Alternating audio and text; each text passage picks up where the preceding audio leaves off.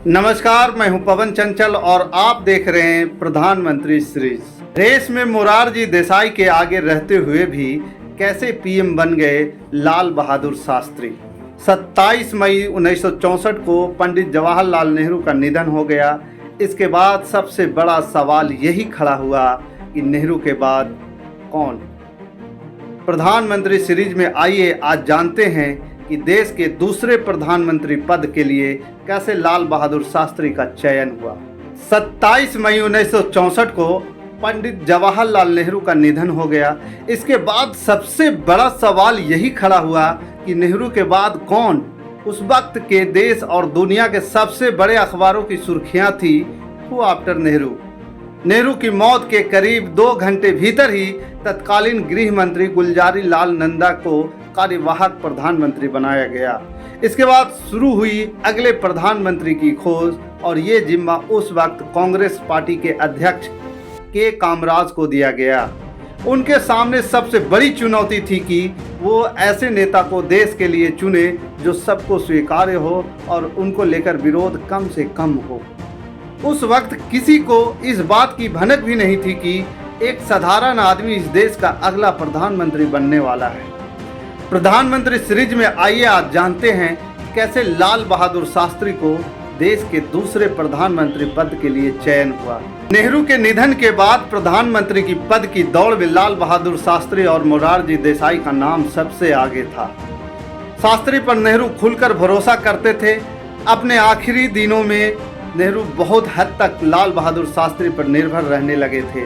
वहीं मोरारजी देसाई का नेतृत्व भी दमदार था और प्रधानमंत्री पद की दौड़ में वो खुले तौर पर शामिल थे। लेकिन जब के कामराज ने मोरारजी देसाई को लेकर पार्टी नेताओं से बात की तो ज़्यादातर नेता इसे सहमत नहीं दिखे। रामचंद्र गुहा ने अपनी किताब में लिखा, इंडिया आफ्टर नेहरू में लिखा कि नेताओं से बातचीत के बाद जो बात सामने आ रही थी वो ये थी कि मोरारजी देसाई एक विवादास्पद पसंद हो सकते थे। उनके नाम पर आम सहमति नहीं बन पा रही थी। उनके आक्रामक रूप से काम करने और अपनी मनमर्जी से फैसला लेने के आदत पर कुछ नेताओं को आपत्ति थी। ज़्यादातर नेताओं ने जिस नाम पर सहमति बनाई वो थे लाल बहादुर शास्त्री। वहीं लाल बहादुर शास्त्री अपने अलावा जयप्रकाश नारायण और इंदिरा गांधी को पीएम पद पर देखना चाहते थे।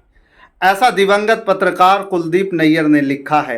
नैयर ने न सिर्फ शास्त्री के साथ काम किया था बल्कि वो उन्हें बेहद करीब से भी जानते थे। नैयर को उस वक्त कांग्रेस में शास्त्री का आदमी भी कहा जाता था। नेहरू के मौत के बाद कुलदीप नैयर ने लाल बहादुर शास्त्री से जब पूछा कि अब अगला प्रधानमंत्री कौन होगा तो उन्होंने जयप्रकाश और इंदिरा गांधी का नाम आगे बढ़ाया था।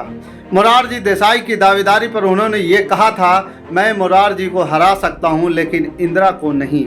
लाल बहादुर शास्त्री का मानना था कि प्रधानमंत्री पद का चुनाव आपसी सहमति से हो जाना चाहिए, लेकिन मोरारजी किसी भी हाल में मानने को तैयार नहीं थे। कुलदीप नैयर ने एबीपी न्यूज के प्रधानमंत्री सीरीज में बताया था कि शास्त्री जी ने मेरे द्वारा ही मोरारजी के पास पैगाम भेजा कि पीएम पद के लिए वो जयप्रकाश नारायण या फिर इंदिरा गांधी का समर्थन करें, लेकिन मोरारजी ने दोनों नामों को रद्द कर दिया। उनका कहना था कि जेपी भ्रमित नेता है और इंदिरा अभी बच्ची है।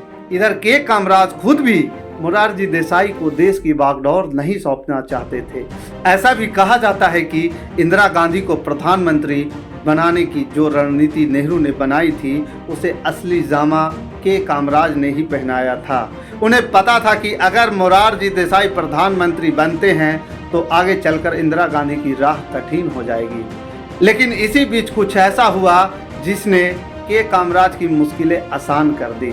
कुलदीप नैयर ने मोरारजी देसाई के प्रधानमंत्री की पद की दावेदारी जताने की सनसनीखेज खबर छापी। मोरारजी देसाई की ये राजनीतिक महत्वाकांक्षा कांग्रेस पार्टी के नेताओं सहित बाकियों को भी नागवार गुजरी। ये खबर मोरारजी देसाई के लिए बहुत नुकसानदेह साबित हुई और इसने शास्त्री की दावेदारी को और भी मजबूत बना दिया। मोरारजी देसाई के समर्थकों ने तो ये भी दावा किया कि उस खबर की वजह से उन्हें 100 वोट का नुकसान हुआ। हालांकि नैयर ने शास्त्री और देसाई दोनों को ही ये समझाने की कोशिश की थी कि वो खबर किसी को फ़ायदा या नुकसान पहुंचाने के मकसद से नहीं लिखी गई थी। नैयर को इसका अंदाजा तब हुआ जब के कामराज ने संसद में उन्हें गले लगाकर धन्यवाद कहा। उसके बाद के कामराज ने बताया कि प्रधानमंत्री पद के लिए लाल बहादुर शास्त्री का चुनाव हुआ है। वैसे कहीं न कहीं नेहरू के दिमाग में उनके उत्तराधिकारी के तौर पर उनकी बेटी इंदिरा गांधी थी। ये बात खुद लाल बहादुर शास्त्री ने कुलदीप नैयर से कही थी। इसका जिक्र कुलदीप नैयर ने अपनी किताब बियॉन्ड द लाइन्स में किया है। उन्होंने लिखा है, एक बार मैंने शास्त्री का मन टटोलते हुए पूछा था कि नेहरू का उत्तराधिकारी कौन होगा, तो शास्त्री ने कहा था कि उनके दिल में तो उनकी सुपुत्री है, लेकिन ये आसान नहीं होगा। उन्होंने यह भी लिखा है, लाल बहादुर शास्त्री की तरफ नेहरू का व्यवहार इंदिरा गांधी से प्रभावित था।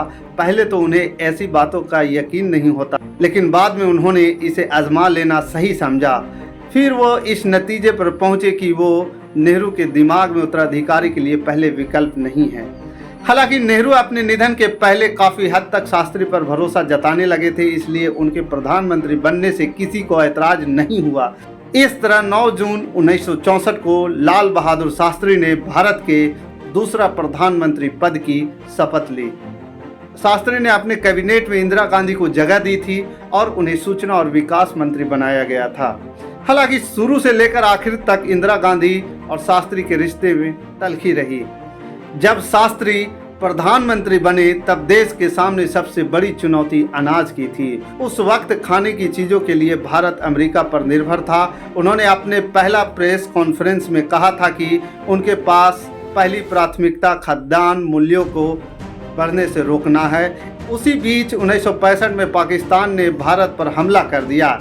ये खबर सुनकर पूरा रात प्रधानमंत्री लाल बहादुर शास्त्री सो नहीं पाए और दफ्तर के कमरे के एक छोर से दूसरे छोर तक टहलते रहे, जिसका जिक्र लाल बहादुर शास्त्री के सचिव सीपी श्रीवास्तव ने अपनी किताब Lal Bahadur Shastri a life of truth in politics में किया है। उन्होंने लिखा है, शास्त्री ऐसा तभी करते थे जब उन्हें बड़ा फैसला लेना होता था। मैंने उनको बुदबुदाते हुए सुना, अब तो कुछ करना ही होगा। इसके बाद उन्होंने फैसला किया कि भारत इसका करारा जवाब देगा। जय जवान जय किसान का नारा दिया। पाकिस्तान से युद्ध के दौरान ही देश में अनाज की भारी कमी थी, तभी देश का हौसला बुलंद करने के लिए शास्त्री ने जय जवान जय किसान का नारा भी दिया था। अन्न की कमी से जूझ रहे देश की पटरी पर लाने के लिए उन्होंने एक समय भूखे रहने की अपील भी की थी, जिससे पूरा देश ने माना। 1965 के युद्ध के दौरान शास्त्री नेशनल हीरो बन चुके थे। बाद में अमेरिका के हस्तक्षेप के बाद भारत पर युद्ध समाप्त करने के समझौते का दबाव पड़ने लगा। शास्त्री को रूस बुलवाया गया। समझौता वार्ता के दौरान शास्त्री ने सारी शर्तें मानी, लेकिन वो पाकिस्तान को ज़मीन लौटाने को तैयार नहीं थे। उन पर दबाव बनाकर 10 जनवरी 1966 को ताशकंद समझौते के दस्तावेज पर हस्ताक्षर करा लिए गए। इसके बाद कुछ घंटे बाद 11 जनवरी 1966 की रात में ही उनकी मृत्यु हो गई। आधिकारिक तौर पर कहा गया कि उनकी मौत हार्ट अटैक से हुई, लेकिन उनकी पत्नी सहित कई अन्य लोगों ने इस पर संदेह जताया था। निधन के बाद शास्त्री का शरीर नीला पड़ गया था। कुछ लोगों ने ये भी कहा कि उनकी हत्या हुई है। लाल बहादुर शास्त्री के बेटे और कांग्रेस नेता अनिल शास्त्री कई बार शास्त्री की मौत के कागजात सार्वजनिक करने की मांग कर चुके हैं। कुलदीप नैयर ने बीबीसी से इंटरव्यू में बताया कि शास्त्री भारत और पाकिस्तान के रिश्तों को लेकर काफ़ी गंभीर थे। वो चाहते थे कि दोनों देशों में आगे कोई युद्ध ना हो। वो मानते थे कि चाहे किसी अन्य देश से संबंध ठीक ना हो, पर पाकिस्तान से संबंध जरूर अच्छे होने चाहिए। नैयर ने इस बारे में बताया था कि जब शास्त्री की मौत हुई उसी रात पाकिस्तान ने जनरल अयूब ने उनसे कहा था, अगर शास्त्री जी जिंदा रहते तो कश्मीर समस्या का हल निकल सकता था, क्योंकि वो इसको लेकर खासे गंभीर थे। अब आइए थोड़ी सी शास्त्री जी के जीवनी के बारे में भी जान लेते हैं। लाल बहादुर शास्त्री का जन्म 2 अक्टूबर 1904 मुगल सराय में हुआ था। उन्होंने काशी पीठ विद्या से अपनी पढ़ाई पूरी की। 1928 में उनका विवाह ललिता से हुआ। उनके कुल 6 बच्चे हुए, 2 बेटियां कुसुम और सुमन, 4 बेटे हरिकृष्ण, अनिल, सुनील और अशोक। उनके 2 बेटों का निधन हो चुका है। अनिल शास्त्री और सुनील शास्त्री अपनी राजनीति में सक्रिय हैं। अनिल शास्त्री कांग्रेस पार्टी के एक वरिष्ठ नेता हैं और सुनील शास्त्री बीजेपी में हैं। उनके नाती आदर्श शास्त्री आम आदमी पार्टी के नेता हैं। स्वतंत्रता संग्राम में शास्त्री की अहम भूमिका रही, जिनमें 1930 का दांडी मार्च और 1942 का भारत छोड़ो आंदोलन मुख्य है। कई बार शास्त्री जेल भी गए। 1930 में हुए नमक सत्याग्रह के चलते उन्हें 2.5 साल जेल में रहने पड़ा। इसके बाद फिर स्वतंत्रता आंदोलन की वजह से उन्हें 1 साल जेल की सजा हुई। 1942 के भारत छोड़ो आंदोलन के दौरान उन्हें 4 साल तक जेल में रहना पड़ा। बाद में 1946 में उन्हें जेल से रिहा किया गया था। कुल मिलाकर करीब 9 बार शास्त्री जी जेल गए। इलाहाबाद में ही नेहरू से उनकी मुलाकात हुई। नेहरू के प्रधानमंत्री बनने के बाद 4 अप्रैल 1961 से 29 अगस्त 1963 तक शास्त्री उनके कैबिनेट में गृह मंत्री रहे। 9 जून 1964 से 18 जुलाई 1964 तक विदेश मंत्री भी रहे। नेहरू की मौत के बाद वह 9 जून 1964 से 11 जनवरी 1966 तक भारत के प्रधानमंत्री पद पर रहे। उन्होंने करीब 18 महीने यानी लाल बहादुर शास्त्री ने अपनी मौत तक भारत के प्रधानमंत्री पद को संभाला। लाल बहादुर शास्त्री उन नेताओं में रहे जिनकी सादगी की मिसालें दी जाती है। प्रधानमंत्री पद पर रहते हुए उन्होंने लोन से अपने लिए कार खरीदी थी। उनके निधन के बाद उनकी पत्नी ने उस कार का लोन चुकाया था। उनकी सादगी के बारे में बात करते हुए कुलदीप नैयर ने बीबीसी को एक इंटरव्यू में बताया था, वो एक आम आदमी की तरह एक सीधे साधे भारतीय थे। लिबास में ही नहीं बल्कि बातों में भी सादा और सरल व्यक्तित्व था उनका। उनके गृह मंत्री बनने के बाद और फिर प्रधानमंत्री बनने के बाद लंबे समय तक मैंने उनके साथ काम किया था। उनके व्यक्तित्व में कोई चालाकी वाली बात नहीं थी। उनके दिल में बस यही था कि देश के लिए कुछ करूं। लाल बहादुर शास्त्री को 1966 में मरणोपरांत भारत रत्न से सम्मानित किया गया। बाकी इस सीरीज के प्रति आपका क्या प्रतिक्रिया है, हमें कमेंट कर जरूर बताइएगा। हमारे साथ बने रहने के लिए धन्यवाद।